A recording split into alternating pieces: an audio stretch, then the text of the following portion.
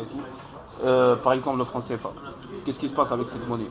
Ça, ce que moi j'appelle, et pas que moi d'ailleurs, ce qu'on appelle du néocolonialisme. Bien Parce sûr. qu'au jour d'aujourd'hui, il y a il y a le Mali, la Sierra Leone, le Côte d'Ivoire et d'autres pays. Je m'en souviens pas de tout N'oubliez ces pas de pays-là. filmer aussi les autres. Hein. Il y a le Zaïre, ces le pays-là- Congo, le Bénin. Oui, Il tous y a- ces il y a- pays-là, tous il y a- ces pays-là. il y a tout ce qui centralise l'Afrique en fait, hein, tout Oui. le continent africain. Mais tous ces pays-là, ils ont cette monnaie du franc CFA. Oui.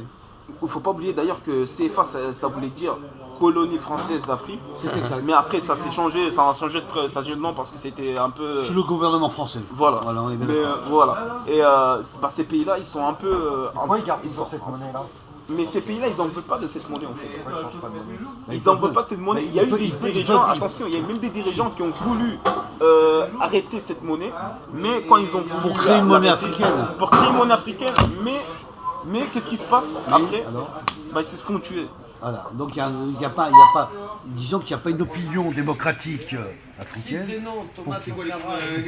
Voilà, ils se sont fait tuer. Pourquoi ils se sont fait tuer?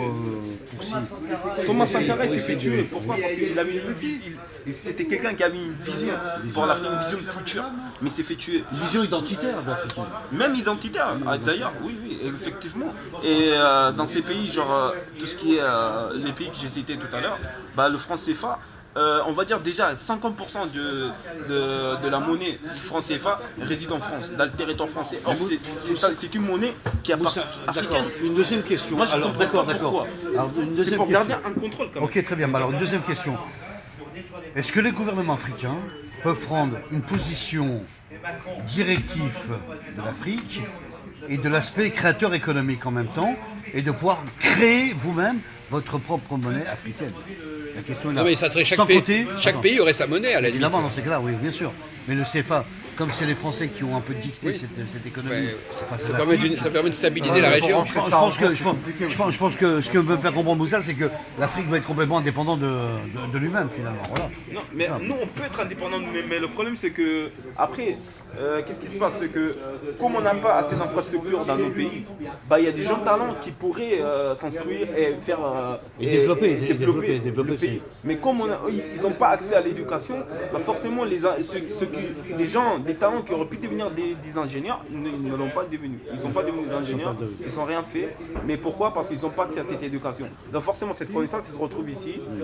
Après, moi, c'est bien, genre, il y a des connaissances. Ici, on peut aller à l'université gratuitement. C'est quelque chose que je valorise beaucoup. Parce que je viens d'un pays où c'est l'Espagne où l'éducation supérieure n'est pas gratuite. Ah oui. Mais ça, je suis reconnaissant. Mais si ces jeunes-là, ils n'ont pas cette connaissance, ils ne peuvent pas développer leur pays. Du coup, ils sont obligés de s'expatrier. Donc forcément, il y a moins de talents Donc dans ils ces pays-là. s'expatrient pour faire ils des peuvent pas outils. développer le pays. Non, mais j'ai C'est compris. ce qu'on appelle Alors, forcément, s'ils s'expatrient. la fuite des cerveaux. Oui, c'est ça, la fuite des cerveaux, bravo. Et donc c'est une forme de réexpatriation. Pourquoi la fuite des cerveaux, Pour essayer ils rentrent un de- jour ou l'autre dans leur pays? Pourquoi vous dites la fuite des Je cerveaux? sais pas. Répondez à cette question, est-ce qu'il y a une fuite des cerveaux véritablement? Lui il dit qu'ils reviennent toujours dans leur pays. Non. Par exemple, au niveau des... Par exemple, Il n'y a que les grands riches ou dirigeants qui emmènent leurs fils dans les pays occidentaux, c'est-à-dire Au l'Europe contraire, par exemple, ou l'Amérique, un pour Chinois, apprendre, il pour va aller à la l'étranger, Je vais te citer deux choses de cas de figure importants. pour revenir en Comment France, t'expliques revenir en Afrique. les dirigeants comme Bokassa, tous ces mecs-là qui ont pris le pouvoir et qui ont escroqué le peuple africain? Attends, laisse-moi finir. Je me coupe pas la parole, écoute bien ce que je veux dire. Qui ont escroqué le peuple africain et qui l'ont notamment laissé dans la misère, le peuple africain, au lieu le rôle de ces chefs d'État n'a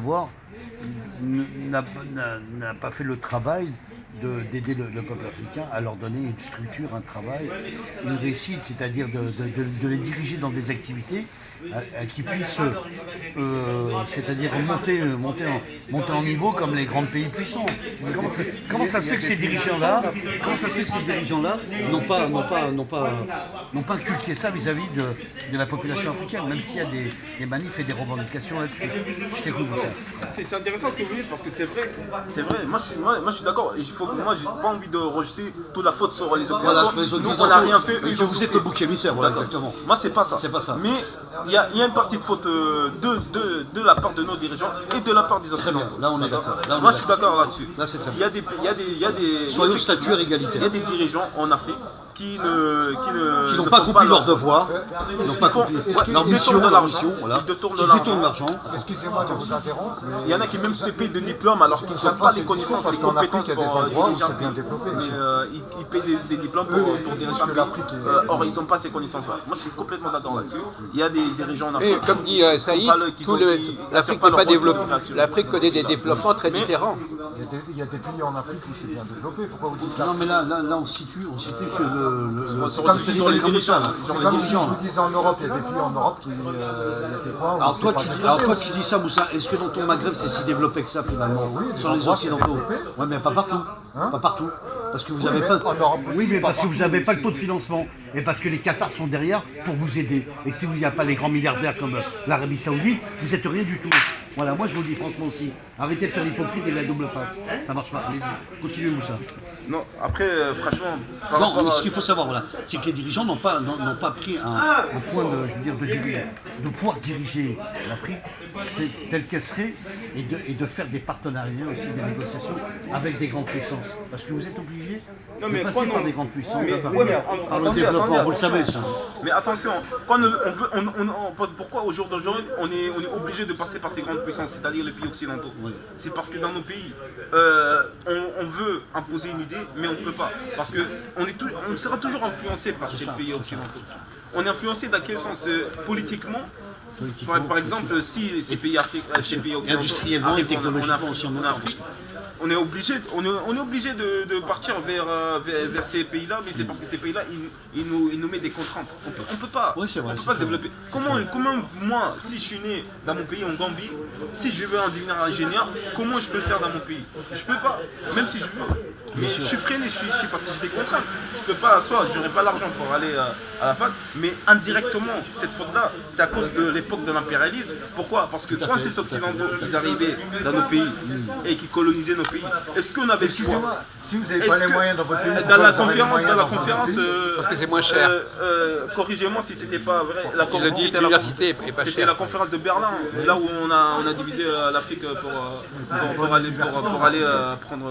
Chacun prenait son morceau comme si c'était un gâteau d'anniversaire. Oui, c'est exact. Et ben, quand ils arrivaient dans ces pays, quand ils débarquaient dans ces pays-là, est-ce qu'on avait le choix pour le rejeter ou enfin pour leur dire non, nous on veut pas de cette culture, nous on veut pas de la culture, on veut pas de. Oui, on c'est-à-dire qu'on ne veut pas de exporter. migrants, on ne veut pas de population, on ne veut pas de ceci, on Mais veut le pas de problème, cela. c'est qu'il y en a qui se révoltaient, ils ne voulaient pas. Mais qu'est-ce qui s'est passé? C'est qu'ils se faisaient tuer. S'ils ne voulaient pas, s'il y en a un ou deux qui ne voulaient pas accepter leurs conditions, ils se faisaient tuer, tout simplement.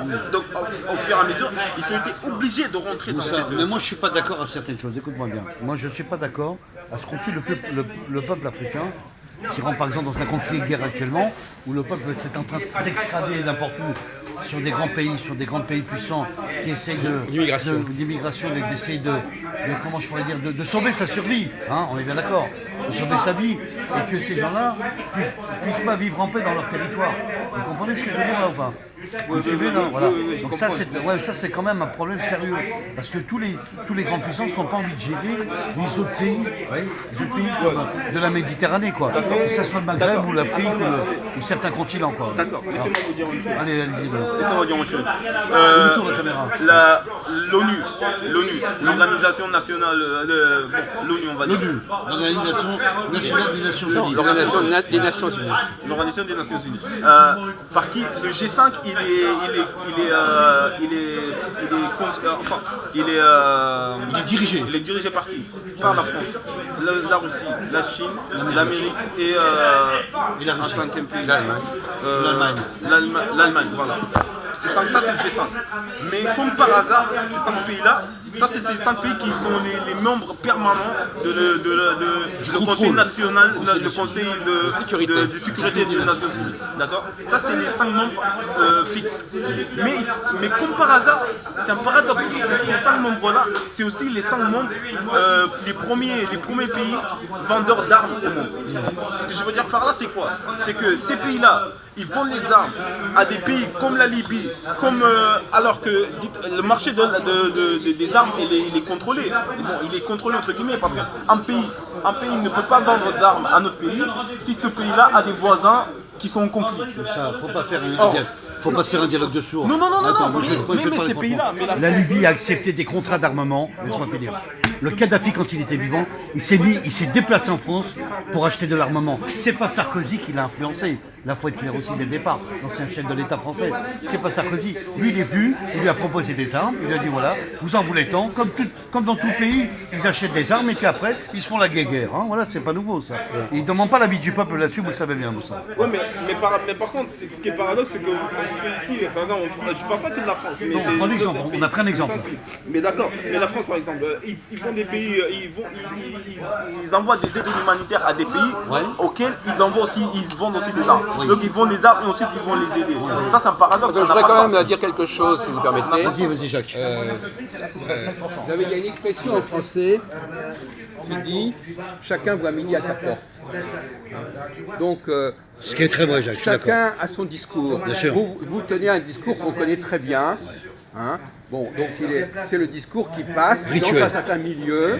Voilà, on a l'habitude de dire ça. Oui, on n'est pas d'accord avec ci, on n'est pas d'accord avec ça. Donc ça, si vous voulez, c'est des discours internes. C'est un discours interne qui fonctionne dans les groupes que vous fréquentez. Et de la même façon, d'ailleurs, Christophe aussi, il tient un discours interne aussi. C'est-à-dire que les gens n'échappent jamais à leur discours interne. C'est toujours le discours du groupe en question. Les femmes ont une façon de parler entre elles, tout le monde a une façon de parler entre soi. Donc, effectivement, on les connaît, ce sont des discours, mais ce sont des discours qui ne sont pas exportables. Bien sûr. C'est-à-dire qu'en fait, votre discours, il n'est pas exportable. C'est-à-dire qu'en fait, il est accepté par le groupe auquel vous appartenez. Bon, très bien. Oui, il y a des candidats. Parce que le problème de la colonisation, par exemple, vous savez très bien que le problème de la colonisation, c'est beaucoup plus compliqué que ça. Pourquoi ces pays ont été colonisés? Bon, et puis qu'est-ce que ça veut dire? Qu'est-ce que c'est que la colonisation? La colonisation, on peut par exemple dire par exemple, est-ce que vous savez par exemple que la langue française a colonisé l'Angleterre? Vous savez que l'anglais est une langue colonisée par le français, vous savez ça? Bon, mais ce n'est pas là la question. Mais si, la colonisation, c'est l'influence. Bon, vous exercez une influence sur un groupe parce que ce groupe-là, pour une raison ou pour une autre, il n'arrive pas à se développer. Exactement. Il a une faiblesse au niveau de son développement. Au niveau de développement, et qu'il a besoin d'être aidé par un autre pays. Vous ne croyez pas qu'il y a des... C'est ça la colonisation. Il y a des États qui sont plus puissants que d'autres. Voilà, il faut la mettre, ça. Un potentiel de domination plus fort que d'autres. Alors qui est-ce qui doit se plaindre? Bien sûr. Ce sont ceux qui sont dominés. C'est les pays les plus faibles ou les dominants. Voilà, les dominés, ils devraient se dire, nous on est faibles. Voilà. On est faibles, on n'a pas le tonus nécessaire. Non pas subir, mais c'est d'essayer de travailler en développement et en collaboration avec la grande puissance. C'est d'assumer, effectivement. Voilà. Par exemple, la francophonie, qu'est-ce que c'est que la francophonie? La francophonie, c'est quand même quelque chose qui reconnaît qu'il y a eu une influence française et il vaut mieux la reconnaître et l'accepter que de dire, il vaut mieux adhérer au projet français, carrément, en disant voilà, le projet français, le projet impérial français, le projet colonisateur français.